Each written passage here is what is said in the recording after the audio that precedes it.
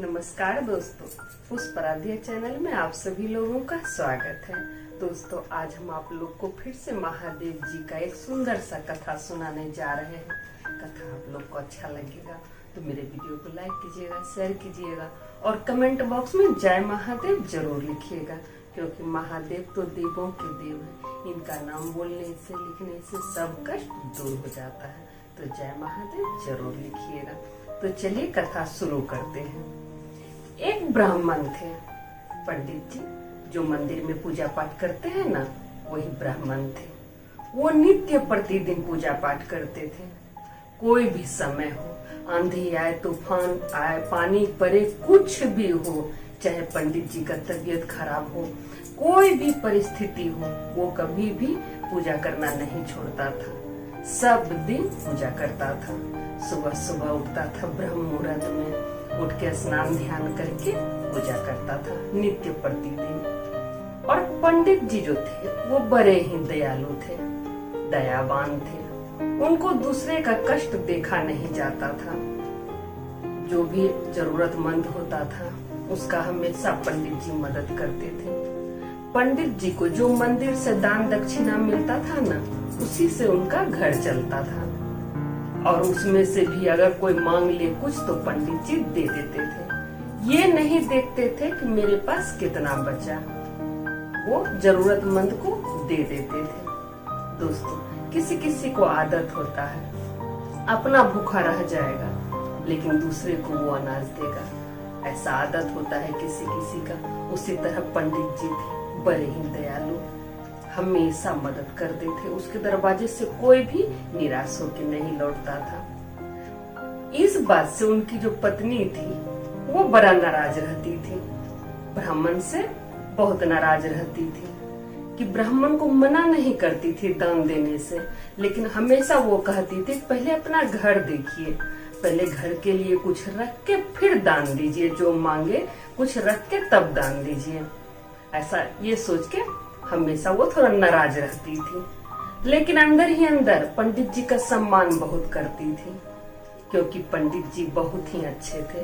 वो हमेशा सबका मदद करते थे। ये देख के उनको बहुत अच्छा लगता था, क्योंकि पंडित की पत्नी थी वो भी बहुत अच्छी थी, लेकिन उसका घर का स्थिति उतना अच्छा नहीं था, इसलिए वो नाराज रहती थी।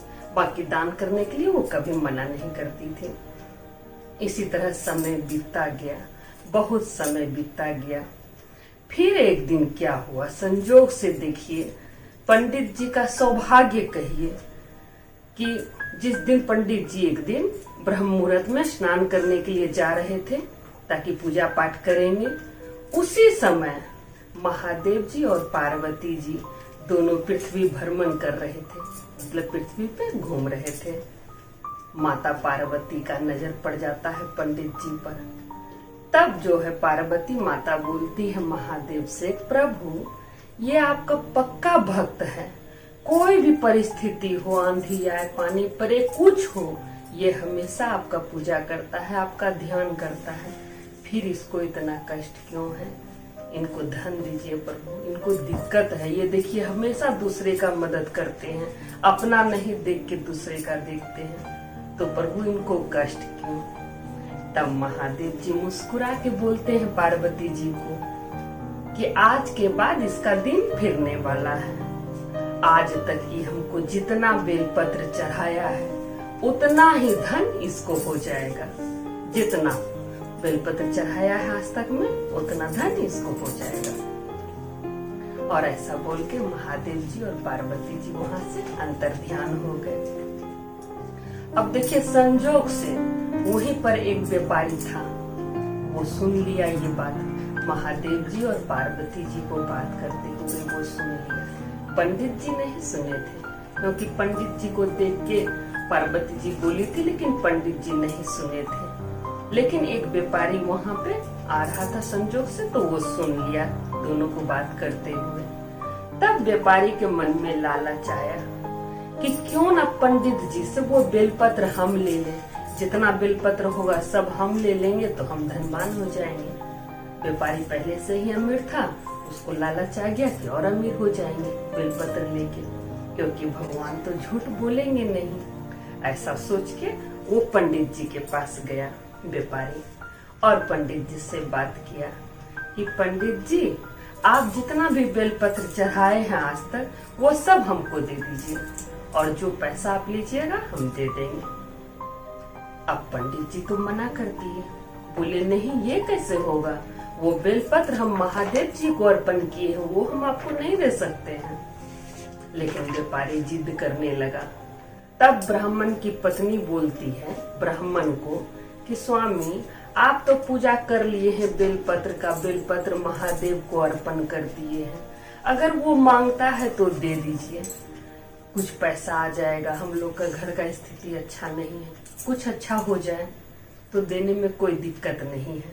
अब पत्नी का बात कौन टालता है। पत्नी के जिद करने पर ब्राह्मण दे दिए, उसको बोरा में भर के सारा बेलपत्र दे दिए। अब जो है वो व्यापारी बेलपत्र लेके मंदिर चले गया। मंदिर में वो क्या किया, बेलपत्र रख दिया, मंदिर में बेलपत्र रख दिया और जगरना करने लगा रात भर। एक तरफ शिवलिंग को देखे, एक तरफ बोरा में जो था बेलपत्र उसको देखे कि देखे धन हुआ कि नहीं, तो धन तो हो नहीं रहा था। उसी तरह पूरा रात बीत गया। अब जब सुबह हुआ तो फिर देखता है व्यापारी अभी भी बेलपत्र ही है, ये तो धन हुआ नहीं है। तब व्यापारी को बहुत गुस्सा आ जाता है और वो शिवलिंग को पकड़ के जोर जोर से हिलाने लगता है कि प्रभु, आप तो बोले थे कि ये धन हो जाएगा जितना बेलपत्र है, ये तो कुछ हो नहीं रहा है। अब व्यापारी को कौन समझाए कि महादेव तो वो पंडित जी के लिए बोले थे, भगवान तो वो पंडित जी के लिए बोले थे, ये तो छल से बेलपत्र खरीद लिया उससे, तो अब इसका धन कैसे होगा। तो वो धन तो हुआ नहीं, तो वो जोर जोर से हिला के बोल रहा है कि प्रभु, आप बोले धन होगा, ये तो हो नहीं रहा है। अब जब वो हाथ छुड़ाने की कोशिश करने लगा तो क्या हुआ, उसका हाथ शिवलिंग में चपक गया।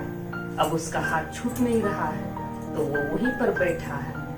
अब उधर व्यापारी का जो बेटा है, व्यापारी रात में घर नहीं पहुंचा तो वो परेशान था, समूचा खोज रहा था यहाँ वहाँ। तब उसको पता चला कि उसका पिताजी मंदिर में है। उसका बेटा मंदिर आता है। मंदिर में क्या होता है, देखता है अपना पिताजी को कि उसका शिवलिंग से हाथ चपका हुआ है, अब उसका हाथ छूट नहीं रहा है। तब आकाशवाणी होता है और व्यापारी से कहते हैं महादेव जी कि जितना बोरा में बेलपत्र है उतना ही धन तुम ब्राह्मण को दो, तभी तुम्हारा हाथ छूटेगा। अब व्यापारी तो घबरा गया। तब वो अपना बेटा से कहता है कि जितना बेलपत्र है उतना ही धन इसमें डाल दो। उसका बेटा घर जाता है, घर से बोरा में भर के उतना ही धन लाके ब्राह्मण को दे देता है। तब व्यापारी का हाथ शिवलिंग से छूट जाता है और व्यापारी अपना घर निराश होके जाता है और इधर ब्राह्मण खुशी खुशी अपना घर जाते हैं। अब वहाँ माता पार्वती महादेव जी के पास बैठी है और बोल रही है, आप तो ब्राह्मण को कुछ दिए नहीं, तो अभी तक तो वो धन हुआ नहीं।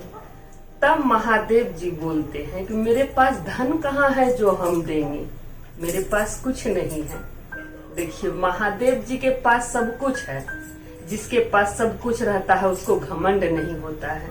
महादेव जी ऐसे हैं, वो इसी तरह पार्वती जी से कहते हैं कि मेरे पास कुछ नहीं है और मेरा भक्त कभी गरीब रह ही नहीं सकता है, उसको उसके हिस्से का धन मिल चुका है। ऐसा बोल के महादेव जी मुस्कुराए और अपना ध्यान करने लगे। तो दोस्तों देखिए, महादेव जी कितने भोले हैं। वो भोले भक्त को पसंद करते हैं जो सच्चा हो, इसीलिए हमेशा सबका मदद करना चाहिए। जो दूसरों का मदद करता है भगवान उसका मदद करते हैं, इसीलिए हमेशा दूसरे का मदद जरूर करना चाहिए। दोस्तों, बहुत कोई होता है आदमी जो कि बुरा होता है, कहिए आप उसके साथ अच्छा कीजिए वो आपके साथ बुरा करेगा, तो मन दुखी होता है। हम लोग को लगता है हम उसको इतना सम्मान देते हैं लेकिन वापस हमको वो सम्मान नहीं मिलता है, इस बात से मन बहुत दुखी होता है। तो दोस्तों, जरूरी नहीं है हम जिसको सम्मान देते हैं वो हमको सम्मान दे, ऐसा कोई जरूरी नहीं है। उससे कहीं ज्यादा सम्मान आपको मिलेगा दूसरे आदमी से। जरूरी थोड़े है कि हम जिसको चाहे वो हमको चाहे, कोई जरूरी नहीं है। उससे कहीं ज्यादा सम्मान आपको समाज में मिलेगा, परिवार में मिलेगा, दूसरे से मिलेगा। इसीलिए किसी से उम्मीद मत रखिए। कोई बुरा करता है तो करने दीजिए, आप लेकिन अच्छा कीजिए। थोड़ा मुश्किल है जानते हैं, लेकिन आप अच्छा कीजिए, क्योंकि अगर कोई बुरा कर रहा है और हम भी उसके साथ बुरा करेंगे तो उसमें और हम में फर्क क्या रह जाएगा? कोई फर्क नहीं रहेगा दोस्तों। इसीलिए महादेव जी को भोला भक्त पसंद है, सच्चा भक्त पसंद है। तो सच्चे बने रहिए और महादेव जी का ध्यान करते रहिए। तो दोस्तों आशा करते हैं ये कथा आप लोग को अच्छा लगा होगा।